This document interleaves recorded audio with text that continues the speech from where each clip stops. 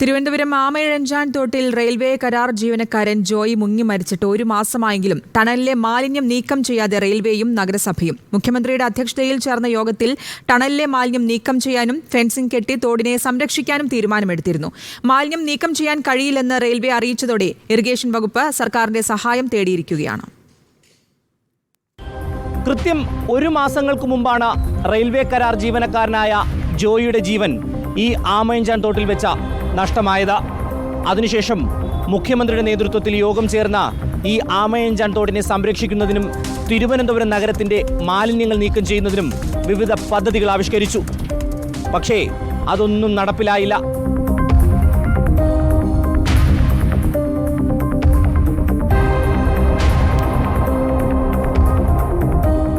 ജോയ് മരിച്ച 1 മാസം പിന്നിട്ടിട്ടും ടണലിന്റെ സ്ഥിതി പഴയത് തന്നെ.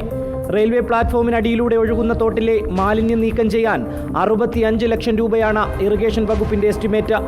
എന്നാൽ പണം നൽകാൻ വകുപ്പില്ലെന്ന റെയിൽവേ കൈമലർത്തി. നഗരസഭയാകട്ടെ നടപടിയെടുക്കുന്നില്ല. ഇരുകൂട്ടരും കൈയൊഴിഞ്ഞതോടെ ഇറിഗേഷൻ വകുപ്പ് സർക്കാരിനെ സമീപിച്ചു. നിലവിൽ ഫയൽ ധനവകുപ്പിന്റെ പക്കലാണ്. മുഖ്യമന്ത്രിയുടെ അധ്യക്ഷതയിൽ ചേർന്ന യോഗത്തിലെ മറ്റൊരു തീരുമാനമാണ് തോട്ടിൽ 2 കിലോമീറ്റർ ദൂരത്തിൽ ഫെൻസിംഗ് സ്ഥാപിക്കുക എന്നത്. എന്നാൽ അതും നടപ്പിലായില്ല. ജോയിയുടെ മൃതദേഹം പിന്നീട് കണ്ടെത്തിയ പഴവങ്ങാടി ക്ഷേത്രത്തിന് സമീപമുള്ള ആമയിഴഞ്ചാൻ തോട്ടിന്റെ ഭാഗമാണിത്. ഇന്നിവിടെ ഈ തോട് സുഖമായി തന്നെ ഒഴുകി അകലുന്നുണ്ട്. അപ്പോഴപ്പോഴായിട്ട് വന്ന് അവർ മാറ്റുന്നുണ്ട്. കോർപ്പറേഷൻ്റെ ഭാഗത്തുനിന്ന് മാറ്റുന്നുണ്ട്. ചവറ് ഡംപ് ചെയ്യാൻ താമസിക്കുന്നില്ല. മൊത്തത്തിൽ പഴവങ്ങാടി വഴി പോകുന്ന ആമയിഴഞ്ചാൻ തോട്ടിലൊക്കെ ഇപ്പം വളരെ വ്യക്തമായിട്ട് വെള്ളം കാണുന്ന രീതിയിൽ തന്നെ എല്ലാം മാറ്റിയിട്ടുണ്ട്.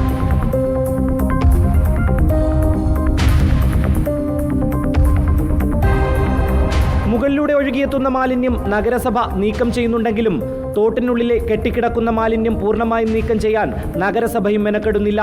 വീഡിയോ ജേർണലിസ്റ്റ് വിഷ്ണുവിനൊപ്പം reporter Rinu Sreedhar, in Reporter, Thiruvananthapuram.